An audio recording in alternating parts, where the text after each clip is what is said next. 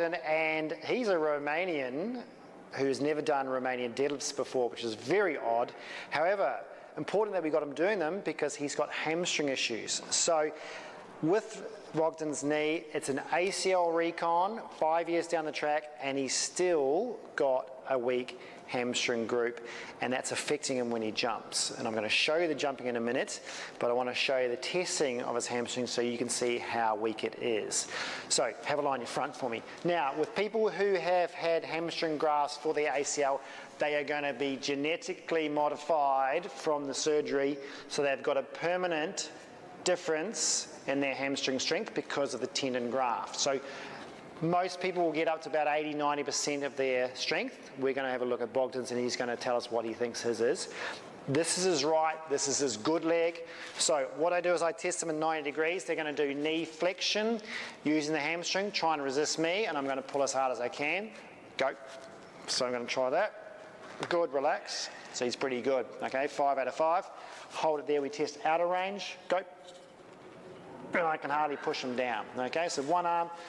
Shouldn't be able to push him down to the ground. If he's got good strength and he's an athlete, he should be fine. Left one. Bend your knee.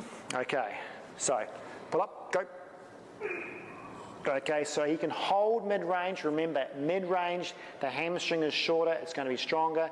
Outer range, different story. Push, go. And it'll be straight down, okay? So, which makes him very disappointed.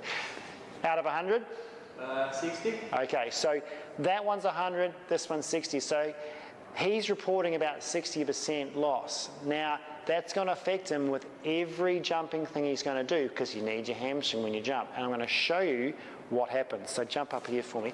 So he's at the stage where he's doing single leg box jumps with rotation. So it's right through the ACL program. And he's doing them, but he needs more hamstring work, and he's been working on the hamstring stuff, so that's actually better than was 3 weeks ago, okay, because he's working on his hamstring work, because he knows he has to do it.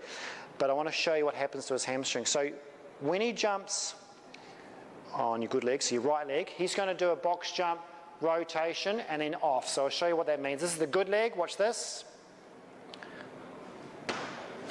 Okay, so try it again, show him again for me. You're looking at speed and agility. One, straight off, perfect, looking good. Go left. Okay, he's just a bit slower, okay, and he feels like it's is it sluggish? You call it sluggish? So he just doesn't have the power and the speed in it because this hamstring is sitting at 60%. So what I want to have a look at is we're going to, the hamstring work has got to improve that, because if he's going back to play sport, that needs to improve, otherwise he's going to be sluggish around the court and the knee's not going to like it. The other thing too is I'm getting him to do box jumps with more hamstring, okay? So instead of just jumping up and using your quads and your calf, I'm trying to force him to use his hamstring more, all right?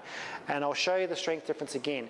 So he's going to do a jump on one leg, and he's going to use his hamstring to do a flick to come up. So instead of just jumping, he's going to jump and flick. And if you're with the right one, he should get his heel to his bum. So you watch this one. So you see how high you got that? So you got jump all the way up, flick, land on the box.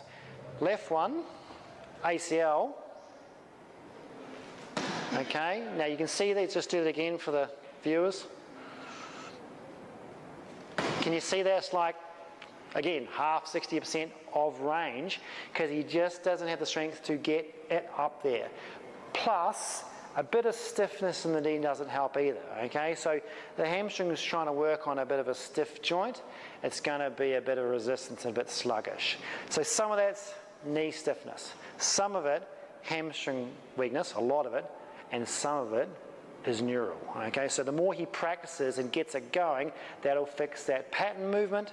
If he keeps his knee mobility going, fix the knee mobility movement, and he works on his hamstring strength, he'll work on the hamstring component. So the whole thing will improve if he works on all those three areas, okay?